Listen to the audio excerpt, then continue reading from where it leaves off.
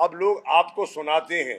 مجھے لوگوں کی نالج اور لوگوں کی معلومات پر حیرت ہوئی کہ عام دیہاتی کتنا باخبر ہو گیا ہے، اس کو کتنی سمجھ ہے. اور میں ایک نیا تجربہ، کبھی پہلا ایسا نہیں ہوا کہ خواتین کے کٹ ہوئے ہوں، اجلاس ہوئے ہوں. پڑھی لکھی بچیاں اور ایسے ایسے سوال کرتی تھیں اور ایسی نالجبل تھیں، اتنی اویئر تھیں کہ مجھے بڑی حوصلہ ملا. اور چھوٹے چھوٹے گھروں میں غریب طبقے کی بچیاں، متوسط طبقے کی بچیاں باشعور. یہ واقعتاً عمران خان کو کریڈٹ جاتا ہے کہ قوم کو اویئر کرنے میں، قوم کو جھنجھوڑنے میں، قوم کو جگانے میں جو عمران خان نے کردار ادا کیا ہے وہ اب کسی سے پوشیدہ نہیں ہے. انشاءاللہ تحریک انصاف اپنی جدوجہد جاری رکھے گی، اور جیسے کل خان نے کہا جب بھی الیکشن ہوگا انشاءاللہ لوگ بلے پر مہر لگا کر بتائیں گے ان کی ناقص پالیسیاں. یہ تو کہتے تھے کہ انہوں نے ہم پہ کہتے تھے آئی ایم ایف کے ساتھ انہوں نے ملک کا سودا کر دیا.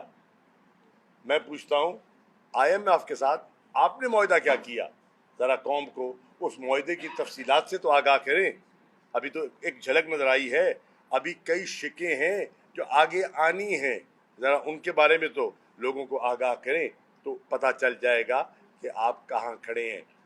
ٹوٹل فیلئر ہے، ٹوٹل ناکامی ہے، ٹوٹل مایوسی ہے. شہباز شریف کے بارے میں جو تاثر تھا کہ he is a go getter, he is a man of action, اس کی کلائی کھل گئی ہے. سندھ میں جو پیپلز پارٹی کی حکومت، آج میں کہہ رہا ہوں لکھ لیں، جو اس دفعہ انٹیریئر سندھ میں پیپلز پارٹی کے ساتھ ہونے جا رہا ہے، اور آپ دیکھیے گا کہ اس دفعہ انٹیریئر سندھ میں پیپلز پارٹی کے ساتھ ہوتا کیا ہے. میرے بھائی ہم تو پہلے دن سے یہی کہہ رہے ہیں کہ اس ملک کا واحد حل فوری، شفاف، کریڈیبل الیکشنز ہیں. فوری، ڈیلے نہ کریں. جتنا ڈیلے کریں گے اتنا پاکستان کا نقصان ہوگا. اب یہ بتائیں آئی ایم ایف کا معاہدہ ہو گیا نا؟ انہوں نے کہا کہ ہم نے قسط جاری کر دی.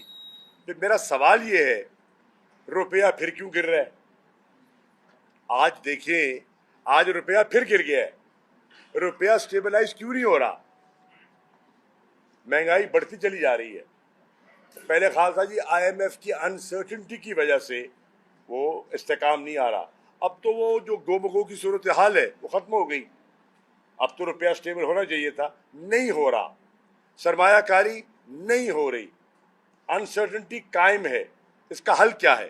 اس کا حل ہے فوری الیکشن، شفاف الیکشن، اور ان کے تحت جن کی کریڈیبلٹی